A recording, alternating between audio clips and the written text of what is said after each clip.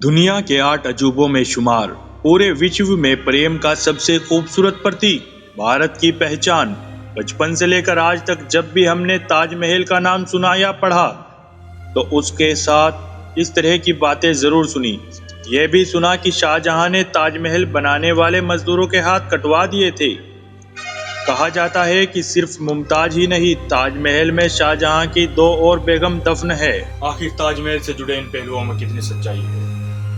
ताजमहल का इतिहास क्या है और ताजमहल को क्यों और कैसे बनाया गया? क्या कोई मकसद था शाहजहां का ताजमहल बनाने के पीछे? ये सब आज हम आपको इस वीडियो में बताएंगे। आज हम आपको ताजमहल के पूरे इतिहास से रूबरू कराएंगे।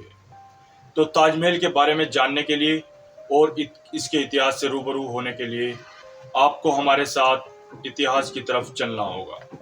अपने इतिहास को नहीं जानोगे तो खुद को कैसे पहचानोगे?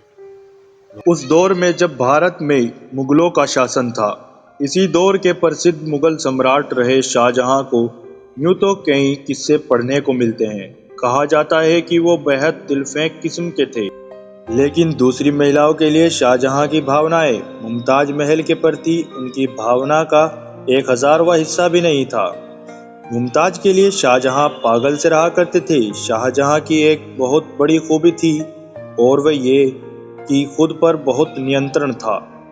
वे आसानी से अपने सारे काम निपटा लिया करते थे। शेर व शायरी के शौकीन थे और खुद भी वे अच्छा खासा गा लेते थे। मुमताज महल, जिन्हें शाहजहां बेहद मोहब्बत करते थे, वो बहुत खूबसूरत थी।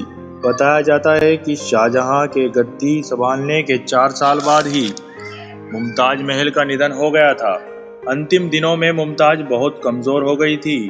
आखिरी लम्हों में उन्होंने शाहजहां से वादा लिया था कि वो किसी और महिला से संतान पैदा नहीं करेंगे।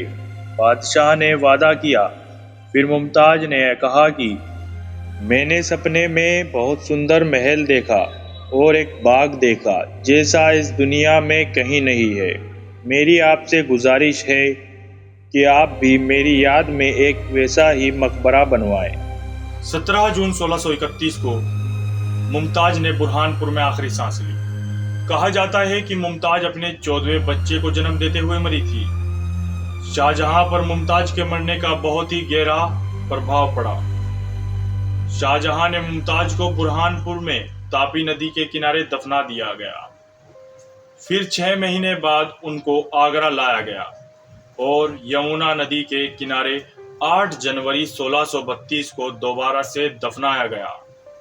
लेकिन शाहजहां जानते थे कि आखिरी विश्राम स्थल यही है। फिर यहीं पर शाहजहां ने उनका मकबरा बनवा दिया, जिसे रौज़ाए मुनव्वरा का नाम दिया गया। बाद में इसे ही ताजमहल कहा जाने लगा।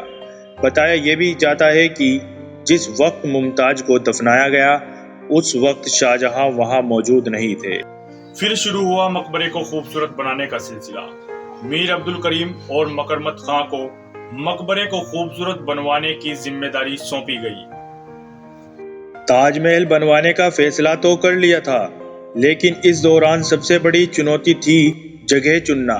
शाहजहां चाहते थे कि ताजमहल को शांत जगह पर बनवाया जाए और वो जगह आगरा से दूर होनी चाहिए। दूसरा, उनका ये मानना था कि इमारत ऐसी होनी चाहिए जो कि दूर से लोग देख सकें। तीसरा मापदंड ये था कि ताजमहल को यमुना नदी के किनारे बनाया जाए ताकि इसके नज़दीक बाग बगीचों को पानी दिया जा सके। आखिरकार जगह चुन ली गई और 1632 में ही ताजमहल को निर्माण करने का कार्य शुरू कर दिया गया। सबसे पहले 970 फुट लंबा और 364 फुट चौड़ा चबूतरा बनवाया गया। इस पर मकबरा बनवाया गया। इस भवन में लगने वाले संगमरमर को 200 मील दूर मकराने में लाया गया। ताजमहल बनाने वाले ज़्यादातर मजदूर कन्नौज के हिंदू थे। फूलों की नक्काशी करने वालों को पोखरा से बुलवाया गया था। इसके अलावा कश्मीर के रामलाल को बगीचे बनाने की जिम्मेदारी सौंपी गई थी।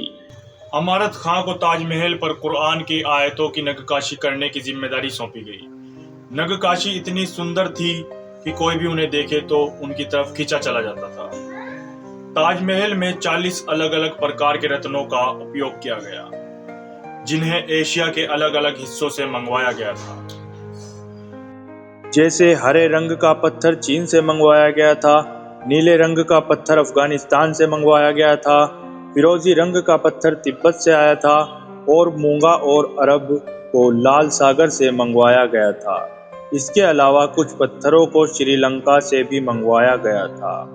ताजमहल को बनाने में लगभग 4 करोड़ रुपए की लागत आई थी, जिसमें मजदूरों से लेकर बाकी जितना भी सामान आया था सबकी लागत थी। कुछ इतिहासकार बताते हैं कि ताजमहल बनाने में सिर्फ 50 लाख रुपए की लागत आई थी, जबकि ये रकम सिर्फ मजदूरों को दी जाने वाले वेतन की थी। के निर्माण का सारा पैसा सरकारी खजाने और आगरा के प्रांत के खजाने से दिया गया था। ताजमहल बनवाने का काम लगभग 21 से 22 साल तक चला। इस हिसाब से 1653 में लगभग 20,000 मजदूरों ने इसे बनाकर तैयार किया था। 1659 में शाहजहां के बेटे औरंगजेब ने अपने पिता को ही गद्दी से उतारकर उन्हें कैद कर लिया था। फिर शाहजहां बीमार पड़ गए और शाहजहां ने अपने बेटे औरंगजेब के सामने सिर्फ एक ही ख्वाहिश रखी कि उन्हें उस छज्जे पर रखा जाए जहां से वे किसी भी समय हर वक्त ताजमहल को देख सकें। 21 जनवरी 1666 को शाहजहां ने इस दुनिया को अलविदा कह दिया। औरंगजेब ने ताजमहल में मुमताज महल के बराबर में उन्हें दफना दिया। फिर भारत में आया अंग्रेजों का दौर। कहा जाता है कि अंग्रेजों के दौर में ताजमहल की काफ़ी बेकदरी हुई। कुछ ब्रिटिश सैनिकों ने 1857 में मुगल इमारतों को नुकसान पहुंचाना शुरू कर दिया, जिसमें मुमताज के पिता आसिफ खान का महल था। हालांकि इस दौरान ताजमहल बाल बाल बचा। 1965 में भारत और पाकिस्तान के युद्ध के दौरान कहीं कोई हमला न हो जाए, इसीलिए सरकार ने ताजमहल को काले रंग के विशाल कपड़े से ढकने के आदेश भी दे दिए थे। खैर, इसी बीच साल 1983 में ताजमहल को यूनेस्को की विश्व विरासत स्थल के तौर पर नामित किया गया। चलो अब आपको जवाब देते हैं उन सवालों के जिनको लेकर आप बचपन से आज तक सुनते आए हैं, जो कि ताजमहल और शाहजहां से जुड़े हुए हैं। सबसे पहले कहा जाता है कि ताजमहल जब बना था तो शाहजहां ने अपने मजदूरों के हाथ कटवा दिए थे। ये बिल्कुल झूठ है। शाहजहां ने किसी के हाथ नहीं कटवाए थे, बल्कि अपने मजदूरों को जिंदगी भर का पगार दे दिया था और कहा था कि अब उनको काम करने की बिल्कुल भी जरूरत नहीं है। इसके अलावा ताजमहल को बनता देख शाहजहां ने एक शख्स की आंखें फुड़वा दी थी। यह खबर भी पूरी तरह से झूठ है।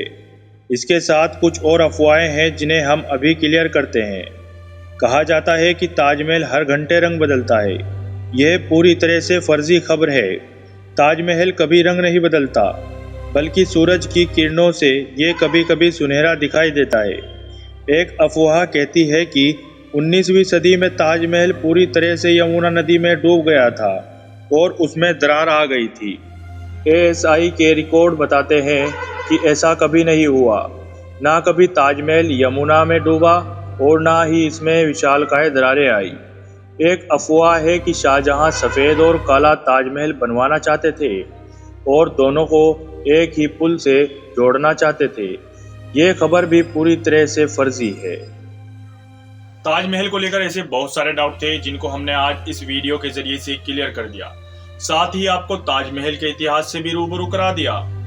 अब आपको हमारा ये वीडियो कैसा लगा कमेंट बॉक्स में ज़रूर बताएं, और अगर आपको रुचि है इतिहास में तो चैनल को सब्सक्राइब करके ज़रूर जाएं।